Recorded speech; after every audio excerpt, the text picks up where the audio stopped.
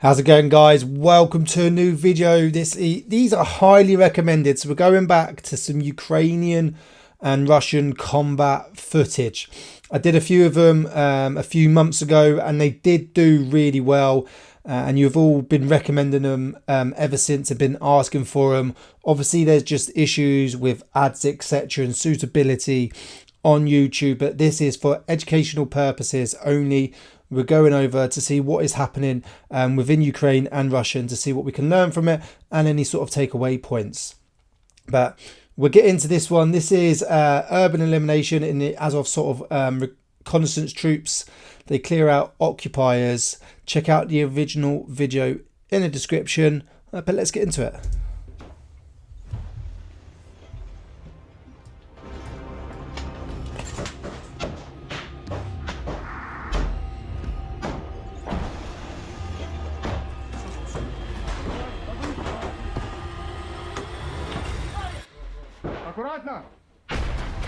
What the hell was that? That was not a standard grenade drop from there. I know that they drop grenades from drones. It's been happening for quite some time now. Very common. Something the Ukrainians really have to watch out for. But look at that. That's got to be some form of mine or other sort of...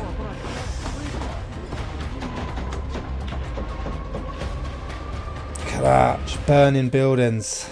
Special Forces reconnaissance unit. Find, eliminate, clear. Decent.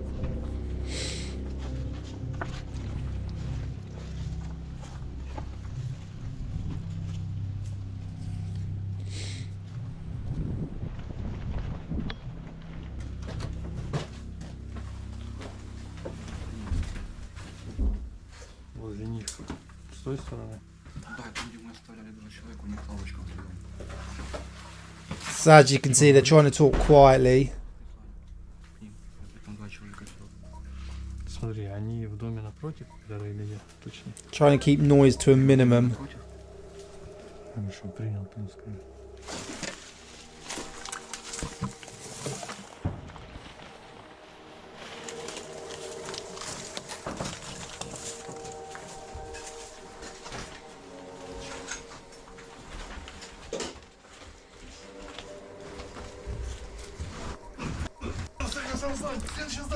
Next building and next building. There you go. So contact started. So what you got to find really hard here is obviously you're in an urban environment. So as you're making your way through buildings and infrastructure, you can obviously pop up on the enemy really easy. If you're in a big open field, you'll spot the enemy from a distance. But as you're making your way through buildings, they obviously come up a lot closer. So it can be a lot more fierce and a lot more intense because you might be making your way through a building and then as this, the enemy pop up in a building only 10-20 meters away from you. So pretty scary. Also, you've got the difficulty. This is someone's home. It's got furniture in. It's got obstacles in. It's falling apart. Doors are half hanging off. Windows are half hanging off. Cupboards are half blown up. You've got bricks. You've got rubble on the floor. And you've got to try and make your way through this. One in full kit, which could be weighing 20, 30, 40 kilos. But also you're trying to make your way through quietly. So you've got to be careful stepping on rubble. You've got to be careful stepping on glass. It's a really difficult environment to operate in. Oh, grenade.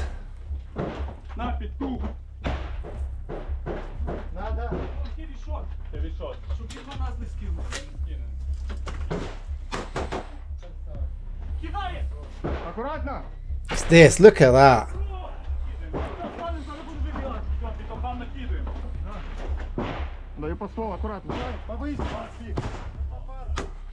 UGL. Look at the drone footage.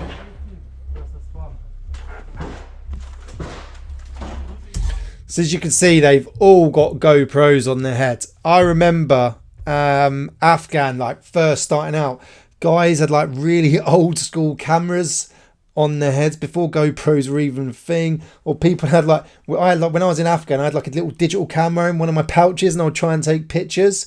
And that's the only footage you could really get, especially of the early days of Afghan when the war was really kicking off. As now every day, everyone can get their hands on a GoPro camera, which is really cool because it'd be really good to see. Not really cool, but in the future, for educational purposes, you know, you don't want to see proper combat footage, but for people to learn from, like how tough and how intense the war really was in the future. People can look back on that, as we can't really see that of World War One, World War Two, Falklands War, early days Afghan and Iraq. This is history, and we need to keep a part of that. Obviously running across open ground, trying to move quickly, covering him.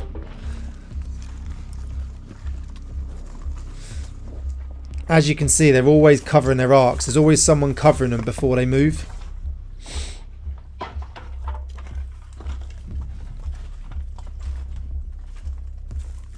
There's quite a lot of vegetation as well. A lot of trees, a lot of bushes. You know, the enemy could be hiding anywhere in there. Really tough environment to operate in.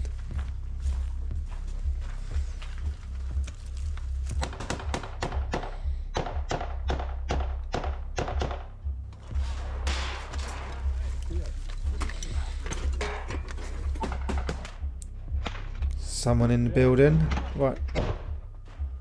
Сюда.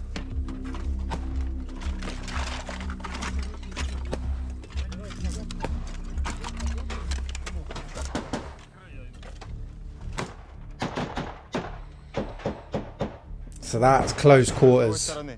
Наши с другой стороны уже не стреляют. So they've got guys on the other side now, so they've got to be careful of friendly fire now. You don't want to be a bit of blue on blue, so they've really got to be careful when they're moving through this building that you're not going to engage as friendlies on the other side. So this is where good communication comes in.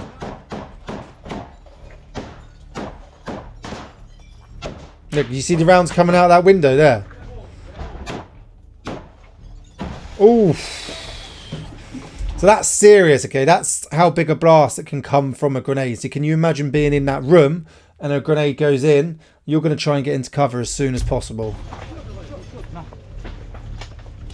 Obviously, a grenade will do serious damage to you, and then you'll get shrapnel from that as well. Another one going in. Look how he's just calmly walking back. These guys do this day in, day out. If you watch videos of new recruits throwing a grenade on a grenade range, proper panicking, that guy just calmly walks up. And it's quite worrying in a sense, but not being from a soldier's point of view. But from a civilian's point of view, you could look at that and go, look how calmly he just walked up to that window and threw a grenade and then stepped back. Like, no hesitation at all, not nervous. He knows exactly what he's doing. These guys are doing this day in, day out and have been for years now. It's literally just muscle memory, second nature.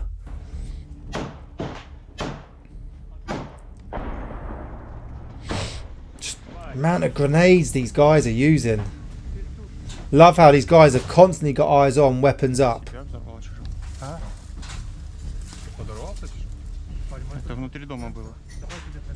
I don't think they threw the grenade that time.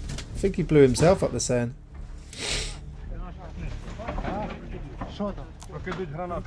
They're throwing grenades, yeah.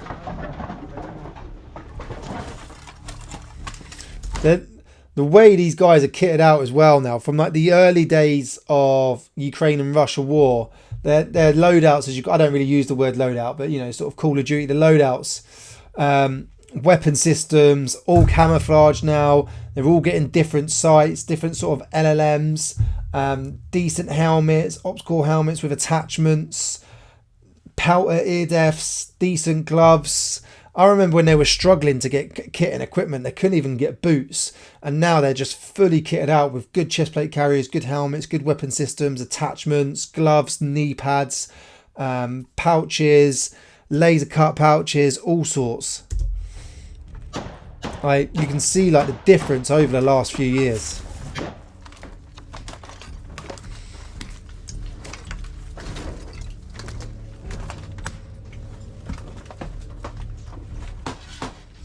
Look how hard that is to operate in. You know, you've got possibility of an injury, stacking it, rolling an ankle, getting glass through you.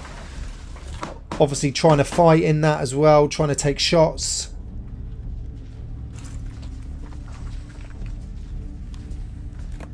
Давай, у нас в хате 2200, 2200. Вот, да. 3. Сейчас вот. 3200. 3 там на входе еще один. 3200. Поправочка. Да, пацаны, нет, пацаны. По возможности достань рабочий телефон, пофоткай, блядь. Сейчас, Не вижу ничего в карманах. Что там? Ничего не вижу в карманах. Look how calm the Ukrainians are. Плюс телефон, плюс ID. Да, калахи были обычные, документов нет, рюкзаков. It sounded like the Russians have got bare minimum, the pure basics. They're just being sent in with bare minimum.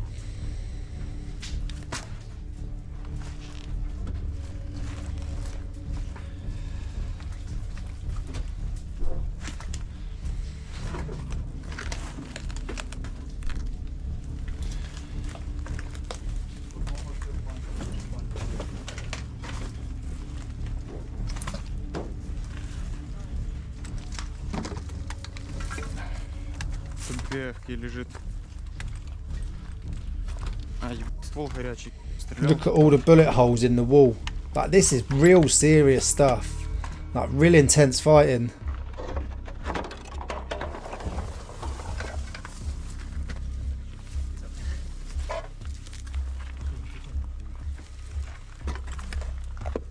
It's one of the helmets they're wearing. Oh, they're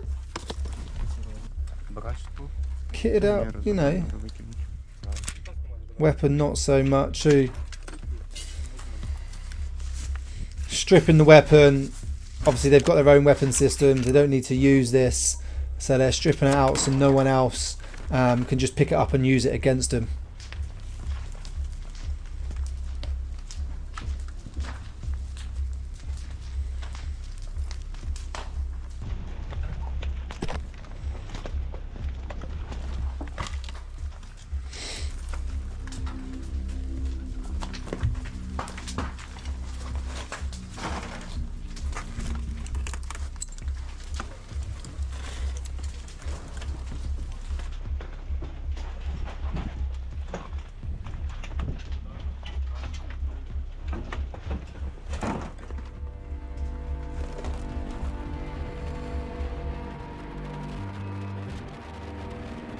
And now just chilling in the back of a pickup truck.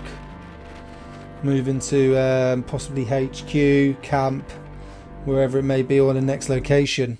Very interesting. Really enjoyed that. Hopefully you did in too. Really shows, you know, what life is really like in war, what these guys are going through, and that's the best way to put it. How it all becomes the norm. Like I said, with the grenade going through the window, calmly walked up, grenade out, through the window, walked back. It's just the norm to these guys now, and maybe they will suffer later on down the line, which a lot of them will, sadly. But this is the reality of it, and you've got to take your hats off to these guys to be doing this day in, day out for so long now. It's not really like when Afghan was going on. You go for your 6 months, you get your 2 weeks R&R. These guys are living there and going through it every day. They may move back here and there to sort of Kiev or something to get a little bit of rest, and then they're straight back into it. And you can just see the pure destruction. It's so sad. But thank you for watching. It's really good to know that you do enjoy these videos. You just got to sort of be careful, but we're doing it for educational purposes. Check out the original video description. Remember to head over to combatreadyhq.co.uk to check out our coffee, our patches, our mugs, and some of our t-shirts. Thanks for watching, and I'll see you soon.